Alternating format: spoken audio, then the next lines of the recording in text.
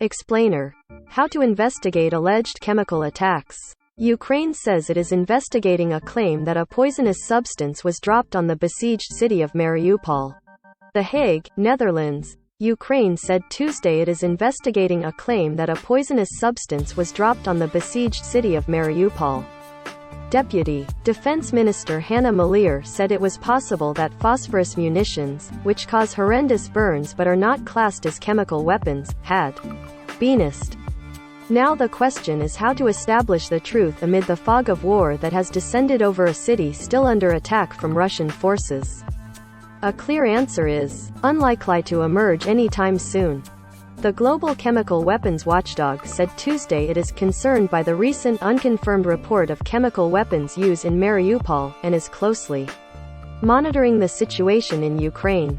Both Russia and Ukraine are among the Organization for the Prohibition of Chemical Weapons 193 member states. The Nobel Peace Prize-winning OPCW says that it remains ready to assist any state party upon its request, in case of use or threat of use of chemical. WHO could investigate? First in line to investigate in Ukraine is the country's own law enforcement agencies.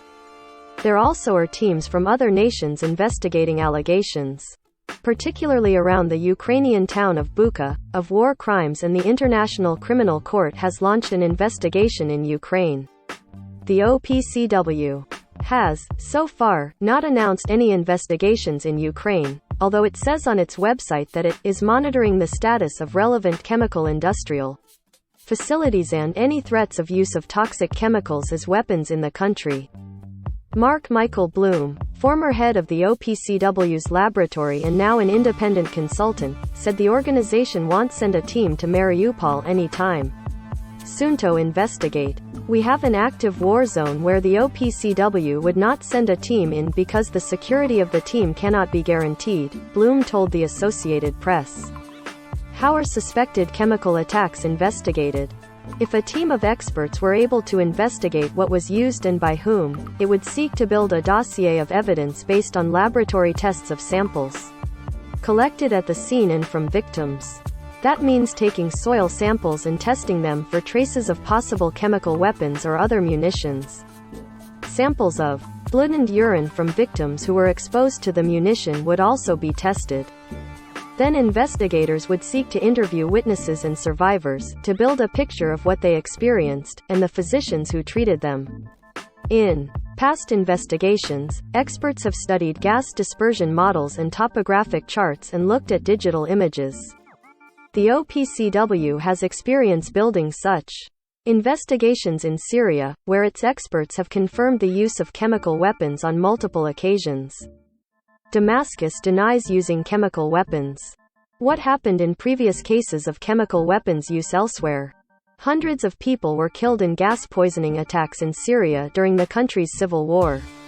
The OPCW faced numerous hurdles and Russian vetoes complicating the establishment of investigation mechanisms. To this day, no one has been held accountable. Two recent cases outside Syria show how a suspected chemical weapon use can be investigated by local authorities. The poisoning in 2020 of Russian opposition figure Alexei Navalny and of former double agent Sergei Skripal and his daughter in the English city of Salisbury in 2018.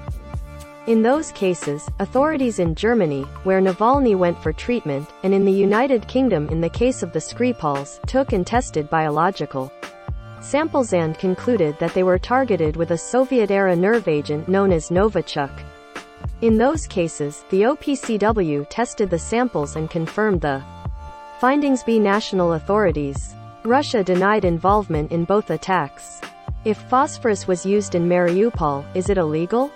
Phosphorus munitions are not considered chemical weapons. Most armies have phosphorus munitions to use for illuminating battlefields or targets or to produce smoke screens. However, if an army deliberately fired a phosphorus munition into an enclosed space in order to expose people to toxic fumes, it could be a breach of the Chemical Weapons Convention, said Bloom. Once you start using the properties of white phosphorus, toxic properties, specifically and deliberately, then it becomes banned, he said. What are the chances of a successful investigation in besieged Mariupol? Bloom is not optimistic. Given the current situation we have Mariupol, almost impossible to really pin down, and so I have no high hopes for any kind of investigation, he said.